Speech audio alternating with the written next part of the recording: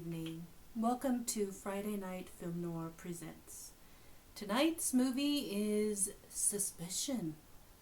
It came out in 1941, directed by the great Alfred Hitchcock, starring Cary Grant, Joan Fonataine, and Leo G. Caroll, to name a few. It takes place in London. You can watch this on Tubi, T-U-B-I. So here is the plot. A wealthy woman marries a charming playboy, but soon begins to wonder if her new husband is plotting to kill her. Here's some notes I took from the film. Based on the 1932 novel Before the Fact by Francis He, distributed by RKO. For her role as Lena, Joan Fonataine won the Academy Award for Best Actress in 1941.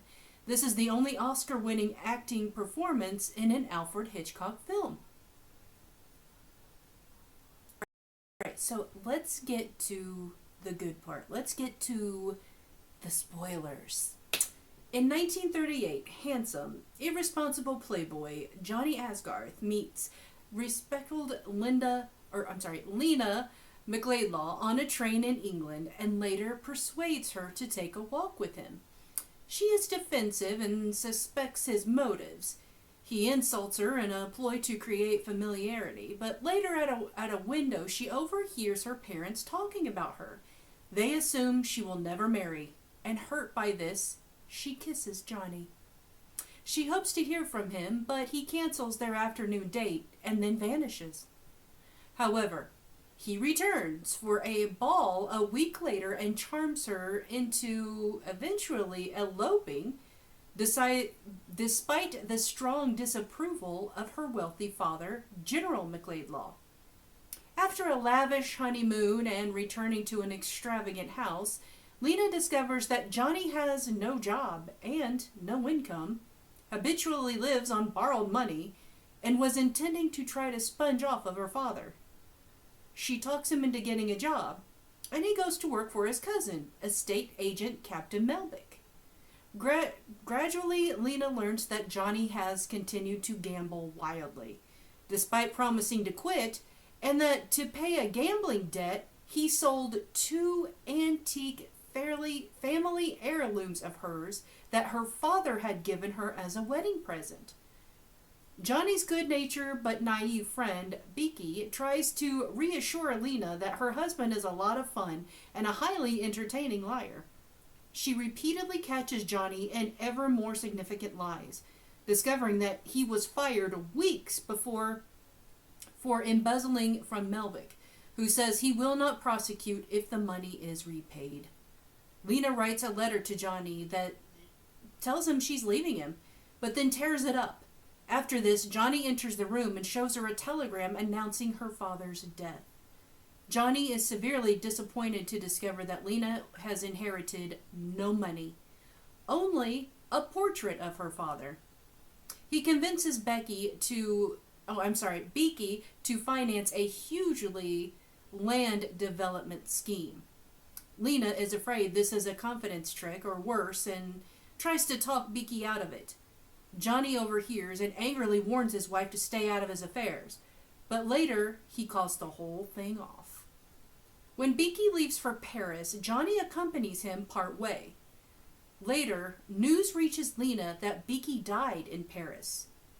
Johnny lies to her and an investigative police inspector, saying that he stayed in London. This and other details lead Lena to suspect he was responsible for Beaky's death.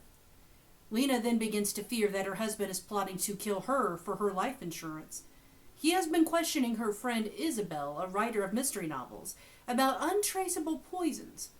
Johnny brings Lena a glass of milk before bed, but she is too afraid to drink it. Needing to get away for a while, she says she will stay with her mother for a few days. Johnny insists on driving her there. He speeds recklessly in a powerful convertible on a dangerous road beside a cliff. Lena's door unexpectedly swings open. Johnny reaches over, his intent unclear to the terrified woman.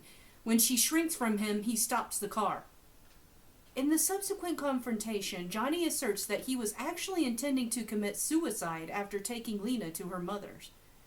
At this time, he states that he has decided that suicide is the coward's way out and is resolved to face his responsibilities, even to the point of going to prison for the embezzlement. He reveals being in Liverpool at the time of Beaky's death, trying to borrow on Lena's life insurance policy to repay Melvick. Her suspicions allayed, Lena asks him to go home and see it all through together. Johnny initially refuses, but eventually they turn the car around and drive away together. This was a very entertaining film. It was very good. Beaky is hilarious in this film. However, in my opinion, it's not so much of a film noir as it could have been. Let's talk about my review of it. So, this one has some comedy. Love Lena's parents. I don't like Johnny from the beginning. They do make a cute couple, especially at the ball scene. I think it's cute how Johnny calls Lena monkey face. You find out quickly Johnny just wants her money. I'm not impressed with the wardrobes in this film. I love Binky, Johnny's friend. Although this movie is classified as noir, it doesn't give off noir vibes in my opinion. The acting in this one is so good, you can't stop watching it. This one has a happy ending. The suspense of the film comes at the end. And I get why they called it Suspicion, because this whole movie, Lena has had nothing but suspicion the whole time. So I get why that is the name of the film. But like I said, if you're looking for a film noir with a femme fatale, this one just isn't it. And it could have been, but it's not. I believe probably the reason that it was classified as film noir is because it is a drama. And for that time, most dramas were shot black and white. And because of the black and white, it became a film noir. And because of it being a drama. Or a thriller. It could be both because of the ending. So my favorite quote from the movie is Johnny to Lena. Quote, "What do you think of me in contrast to your horse?" Lena replies, "If I ever got the bit between your teeth, I'd have no trouble in handling you at all." Unquote. Woohoo! All right, very spicy. So, when I watch this film again, no. But I am a fan of Cary Grant, but not a big enough fan to watch this film again. I will just say that. Like I said, if you're looking for a light film noir, this would be it. There's more comedy in it than anything. But the ending is really, really good. I mean, at the end, you really do think he is trying to kill her. And then for it to end the way it does, when he stops the car and he's like, no, and they embrace, and he tells her he was going to commit suicide once he dropped her off.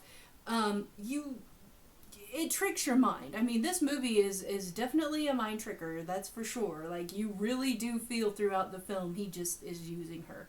And I was so mad on the scene where she comes home and the two chairs that she had inherited from her parents that were family heirlooms and been in her family for years were gone, and he had gambled them away. Oh, I was so mad. But she gets the chairs back and all is good. I will say that. Hey, I told you they're spoilers. But I do recommend this film just because it is a very light-hearted film noir. It's not the kind of film noirs that we're typically used to, but it is very good. There is a lot of action, especially towards the end.